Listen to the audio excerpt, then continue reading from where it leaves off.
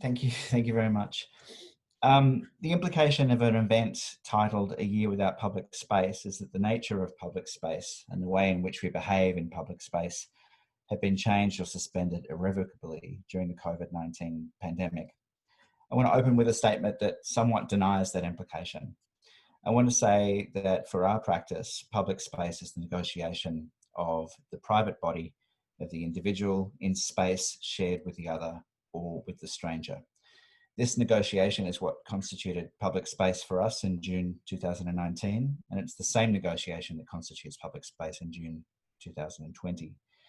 If anything, the metrics and behaviours of social distancing make this negotiation more immediate and tactile than before COVID conditions, arguably increasing the sites of public space rather than removing them. The reason that I say this is that the scales, metric, and spatial hierarchies that we as designers of public space and design professionals use in determining relationships in public space are now democratized. Everyone knows about them, whether they realize it or not.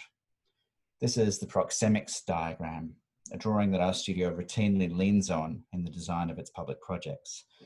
Proxemics is a term coined by Edward T. Hall in the 1960s and deals with metrics around space, the body, and around social interaction.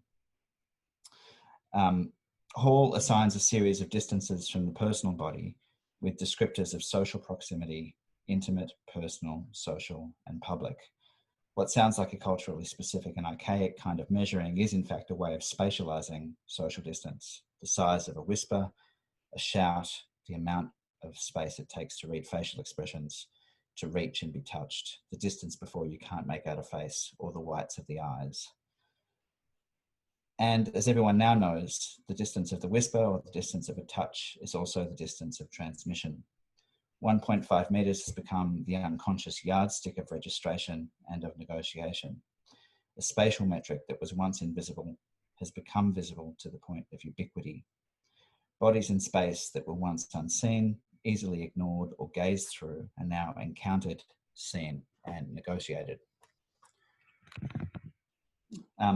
I'd say that a broader awareness of the body in space, or permission and invitation in public space, is a productive byproduct of this pandemic and grows the vocabulary of the citizen in public space rather than diminishing it.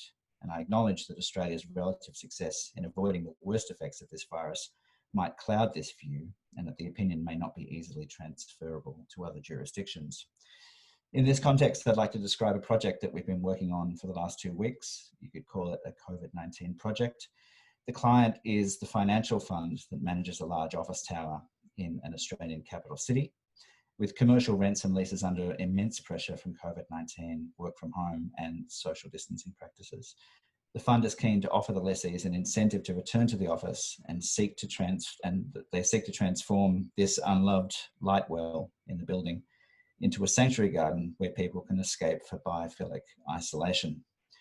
The project that we're working on satisfies this brief, but fulfills its own brief, or what we might call a meta brief, by designing a garden which might be seen in the fullness of time as a memorial to social distancing. And this is something of a Trojan horse. This is our project that the client doesn't know about. The central figure of the space is filled with plants, forming an upper story canopy and mid-level of ground covers. From this bed of fecundity, a series of small rooms are carved with a seat in their center. So this is a section showing that upper story and the seats. The seat is formed from a sliced column, the legacy of an interior fit out from the 1980s that is surplus for the needs of the foyer.